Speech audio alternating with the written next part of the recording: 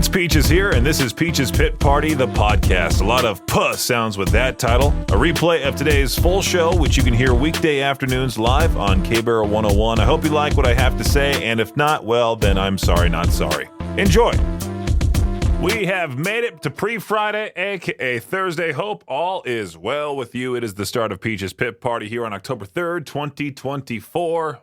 Yesterday, a successful remote at Wackerly Subaru. We had that list filled up for our first haunted meetup of the spoopy season within like the first 35 minutes. Shout out to everybody who showed up and also those people that just showed up to say hello.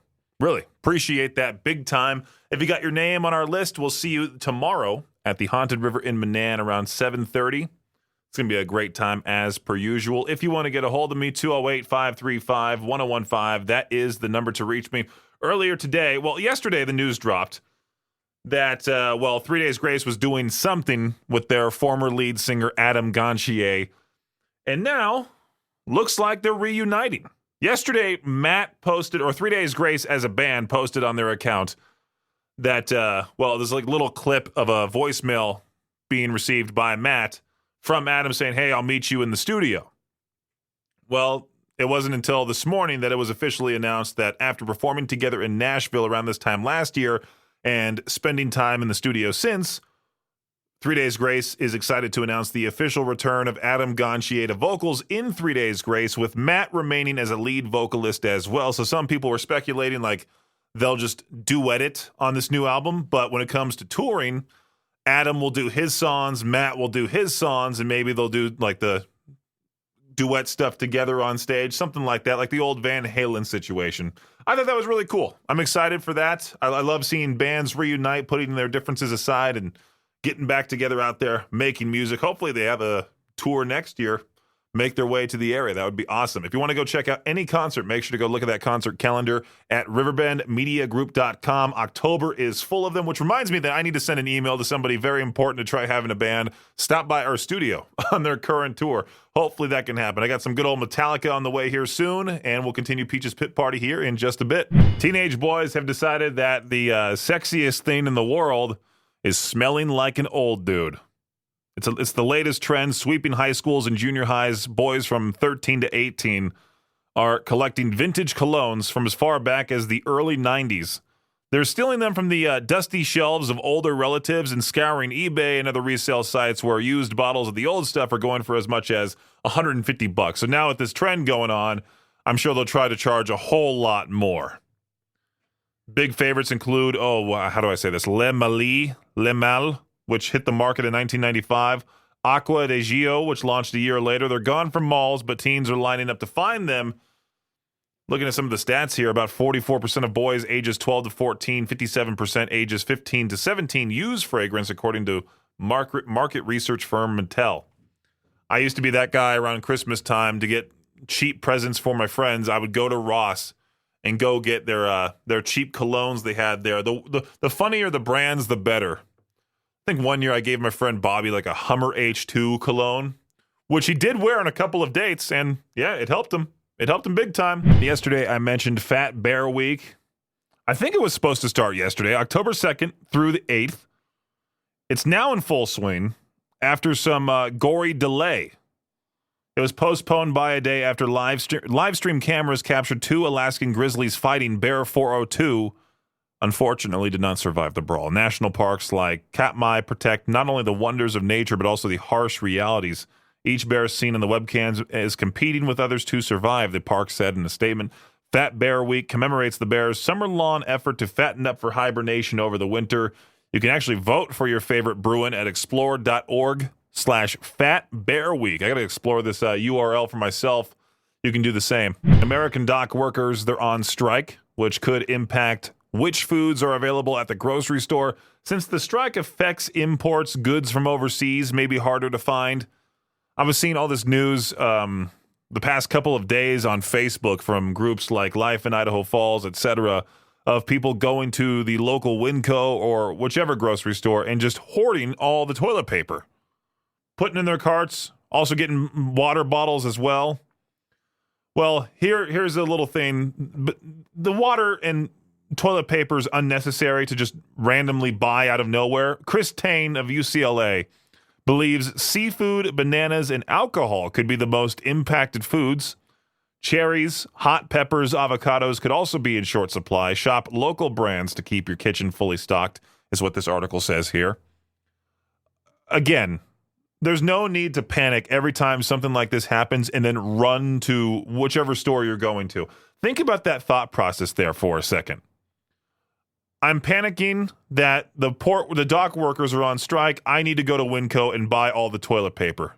Why is toilet paper the first thing you're buying? You would think about maybe canned goods.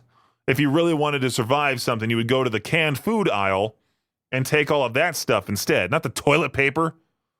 Come on now. Didn't we learn from 2020, or are people just still that stupid? According to a new poll of NFL players, the players enjoy going to Los Angeles the most for away games and dislike going to Green Bay. The poll also found that Bills quarterback Josh Allen is the most likely to win the MVP award this year, and Dolphins wide receiver Tyreek Hill was chosen as the first non-quarterback players would draft to start an NFL team. And more pro football news here. Here's something, and maybe it's nothing. A suggestion is floating around on Twitter that State Farm might want to consider reaching out to New York Giants superstar wide receiver Malik Neighbors to be their new spokesperson. The suggestion makes some sense because the ads would be just perfect. You know, like a good neighbors, State Farm is there.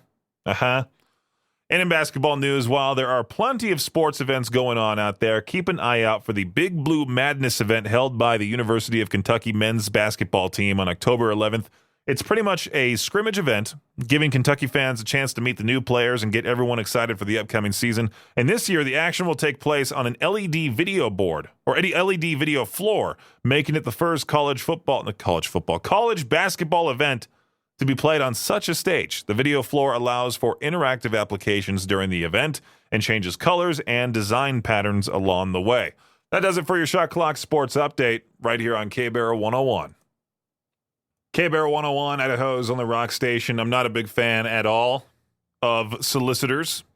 There's a viral photo swirling around the internet that shows one way to deal with them. The photo shows a sign taped to the front door that reads, "Door knockers, please note, this household charges $50 per minute to listen to sales pitches and religious messages. This charge is payable in advance. By knocking on this door, you signal your agreement with the terms outlined above." I like this idea. I might send over that text to my parents, say, hey, since my parents own a trophy store, say, hey, you know what? Can you make me a little sign that says this so I can nail it onto my front door?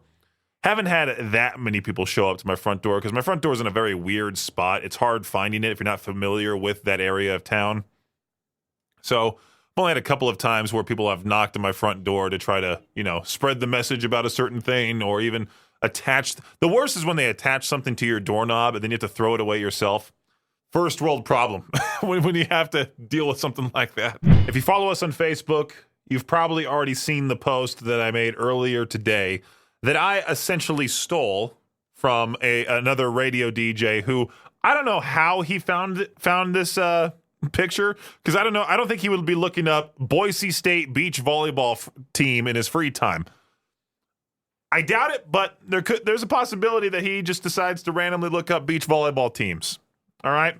But Boise State, their women's beach volleyball team, if you scroll down on their roster, because they have the pictures of each player, number 16 stands out from the rest of them. She has bright red and sort of brownish hair, like the top of it's dyed red. It looks awesome. She has this white makeup on her face. She has the giant nose piercing as well, dots around her eyes. She has the eyeliner, wing makeup stuff going on. It's a cool look. And I took his caption and wrote, "When you have volleyball team photos at 6, but a motionless in white concert at 7, we support the look," which, of course, we do. Be yourself. I'm glad they actually let her do this, because every other girl on these team in their own photos look all proper. And then there's number 16, whose name is Nora. We support Nora around here. I'm sure she has a great music taste because of well, she might not. She might just want to look that way. Who knows? Maybe we ask her what her favorite band is, and she goes, I don't know. I like Sabrina Carpenter, and that's when you go, okay, that's enough. K-Bear 101, Idaho's only rock station. I'm sad this started after I left California, there's a record shop that I usually go to every time I go back home and visit. It's called Fingerprints Records in Long Beach, California. They have a pretty good selection. They're always up to date with the new releases and all of that. That's where I got my Metallica. We went to my friend Bobby and I back in the day, we went to the Metallica Hardwired to Self-Destruct midnight release party. Right as it hit midnight, we walked in there, got ourselves the album right as it went on sale. I got it on CD and cassette, I believe. No, I didn't get cassette. I only got the CD. At the time, I didn't have a cassette player. It's pretty cool how bands still put out their albums on cassette. But that record shop, for some reason, after I left, decided, hey, you know what? Let's start bringing in artists to do album signings. And Ozzy was in there. Thanks to my dad for waiting in line while he was severely sick at the time, was able to meet Ozzy and get Ozzy's autograph for both him and myself. It was a surprise Christmas gift that he got me a signed album as well. It's in my little record box right there in my bedroom now, in a little protected sleeve there. And now the Offspring, they're going to be at Fingerprints on October 11th, I think. So I sent my dad the details. I'm like, hey, could you go to this and get an album signed for me and just have it be an early Christmas present? And my dad, same as many other dads, will just send me either okay or the thumbs up emoji. And this time he sent the thumbs up emoji. I'm hoping I get that as a Christmas gift. I'll keep you updated on that. I told him one time to go to Amoeba Records in Los Angeles. I think that was 2 years ago when they were at that store just signing albums.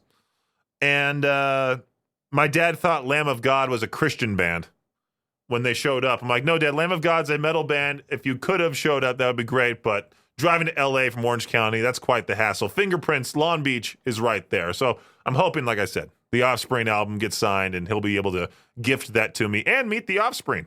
Idaho's only rock station, K-Bear 101. Somebody posted in the Life in Idaho Falls Facebook group. There's a difference between the Life in Idaho Falls, parentheses, Southeast Idaho group, and the Life in Idaho Falls just by itself group. Some guy named Danny posted, please stop doing the trunk or treats and bring normal Halloween back. It sucks that no kids trick or treat houses much anymore. Was my favorite thing to do as a kid on Halloween. Now, I sort of agree with this statement because I talk about it every year, how all these kids will go to these trunk or treat events and then Halloween night, it's just empty out there. Especially if it's on like a Sunday around here, you know it's going to be a ghost town. Everyone's going to be inside. But yeah, somebody shared a flyer as well talking about keeping Halloween alive. Decorate your house, hand out candy on Halloween, tell friends and family to do the same. Encourage your kids to trick or treat in your neighborhood.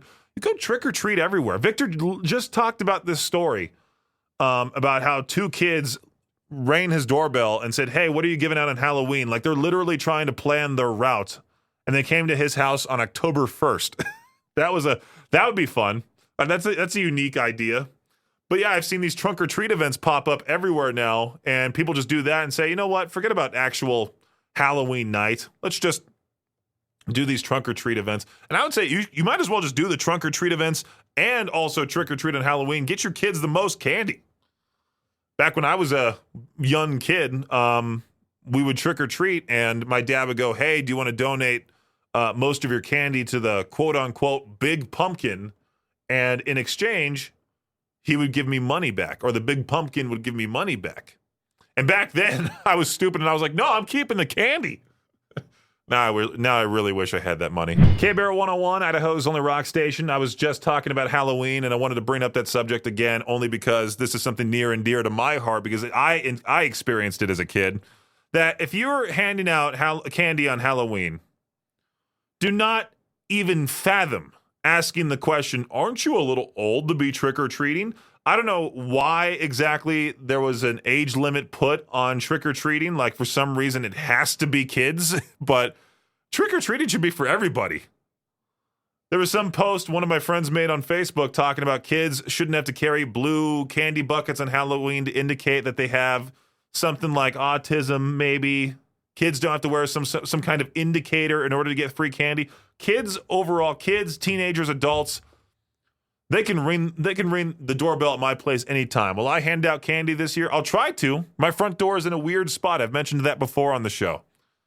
But it's so weird to be that person to say, aren't you a little old to be trick-or-treating? The only reason why I say it's near and dear to my heart, too, is because, as you would expect, I was a very, very large kid. At 10 years old, I was 5'8". So you can imagine some tall kid showing up to your front door saying, trick or treat. And what do I hear? Aren't you a little old? And my mom would be right there saying, he's 10 years old. Give him the darn candy. So, yeah, shout out to my mom for helping me out for all those years for Halloween. Be nice to everybody that shows up to your door. If they say trick or treat, just hand them the candy. The internet is full of viral, adorable animals like Moo Dane, the hippo. You also got Pesto, the giant penguin. The giant baby penguin, I should say. For a while there, we had Fiona, the other hippo that has grown up and the internet just has forgotten about her. But Moo Dane, now the viral pygmy hippo, has gotten a lot of attention, so much so that people are flying out to go see this hippo at the zoo. One woman flew 18 and a half hours to go see Moo Dane. Now, I like certain things. I'm not going to trash this woman. I'm just thinking, would I ever fly 18 hours to do anything? I would have to be in the most comfy seat. I would have to have a ton of movies on my phone, books with me, something to keep me occupied. 18 hours on a flight, man, that would be rough. I would like to visit Australia, but that flight just seems brutal. And I already have a tough time sitting on the planes as it is. I can't imagine sitting in one of those seats for that long. I mean, if part of it would be overnight, so I'd be sleeping. Are you even able to have a CPAP machine on a plane?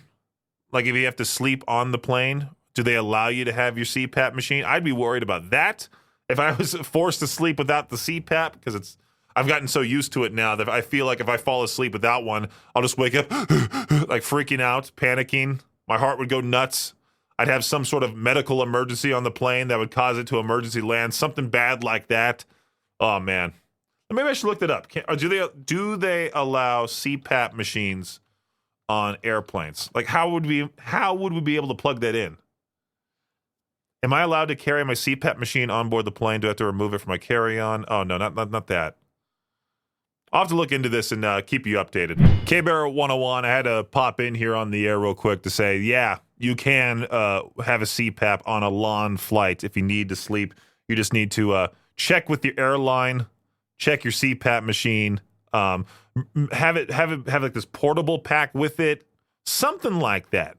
Essentially, portable CPAP batteries are a thing that I didn't know about because I haven't had to have a CPAP on an airplane. Maybe I should bring that next time I go on like a long road trip and I want to sleep in the car. It's a good idea. Maybe I should get some of those portable CPAP batteries. So, a Michigan man is in jail after he allegedly threatened his postal carrier for delivering his mail. The postal carrier kept delivering Kamala Harris campaign materials to this guy's mailbox, Russell Velo of Farmington Hills. He threatened her because of it, even though the postal carrier only delivers the mail, has nothing to do with the material he receives. He got angry, shouted some slurs at her, then threatened her, at which point the carrier took out her pepper spray, squirted him in the face, and now he's arrested, charged with a whole bunch of stuff. He can get up to 2 years in jail, all because he was mad he saw Kamala's face in his mailbox. It's like me going up to my mail carrier and going, hey, stop delivering mail for other people that used to live in my apartment. This one lady that lived in my apartment before me, she must have subscribed to every magazine. Every single time I open up my mailbox, there's the latest edition of Vogue magazine. If you want it, call me right now and I'll give it to you. K-Bear 101, Idaho's only rock station. Somebody posted this on Reddit earlier this morning. I just now got the notification for it on r/metalcore. Someone has trademarked the word bleh, and many merch items are being removed because of it. This independent clothing store, Death Sentence, have had their shirts mentioning bleh removed from their Etsy store after someone in Germany has started a company with the name and filed for the trademark. Many people in the r/metalcore subreddit just providing comments there. I wonder what's going to happen now. If Sons aren't allowed to have it anymore. I'll have to get Victor's take on this tomorrow morning, see what he has to say. Love myself some good old food news. Wendy's teaming up with SpongeBob SquarePants. Well, not necessarily. They're teaming up with Paramount to release the Wendy's Krabby Patty collab, as well as the Pineapple Under the Sea Frosty. The Krabby Patty collab sandwich will have a beef patty, 2 slices of American cheese, lettuce, tomatoes, pickles, and onion in a top-secret Krabby collab sauce between a toasted bun per a press release. I'm assuming the Krabby collab sauce is just going to be like some sort of spicy mayo of the sorts. Sriracha aioli, if you want to say spicy mayo fancy, right there. The Pineapple Frosty sounds great, too. Wendy's is definitely underrated when it comes to fast food burgers. My favorite fast food burger has to be Culver's, number 1. Delicious, but if you're wanting a cheap but great fast food burger, In-N-Out's good.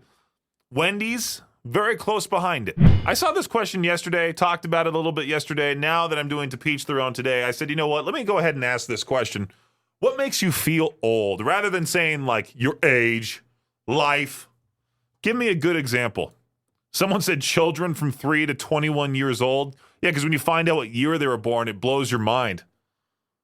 3-year-olds born in 2021, that's so late. All these coworkers that say they have graduated anywhere from 2018 to 2024. You get these old people that still freak out whenever I say I graduated high school in 2014. They go, oh, you're so young. Such a baby. Well, what makes you feel old? 208-535-1015. Let me know that answer right now. K-Bear, how's it going? It's going, Peaches. How are you? Doing it fantastic. What makes you feel old? Firing up my old PS1 and my kids asking me why the graphics are so bad. Yeah, I played that GTA remastered not remastered, but GTA San Andreas that they sort of touched up or something. I don't know what they did with it. Yeah. And it's not as blocky. Yeah, but not nearly as good as I thought it would be, too. It was kind of sad. I'm like, oh, man, I used to think this was actually decent looking back in the day. Right, yeah, that's me when I turn on old school Medieval on the PS1. Why is it all squared? Like, these graphics were top tier in my day, okay? That's right. Yeah, you kids have it easy with this. With these top tier graphics. Have it easy, but yet my son's obsessed with Minecraft, which graphics are worse. Yeah, exactly. Yeah. Well, thank you for that answer, man. Yes. I appreciate it. Hey, thank you. You as well. K-Bear, how's it going? Hey, what's going on, Peaches? Hey, nothing much. What makes you feel old? The fact that Halo Combat Evolved came out 23 years ago. Oh, don't remind me. And you can't even sprint in that game, too. That's nuts. Yeah, it's a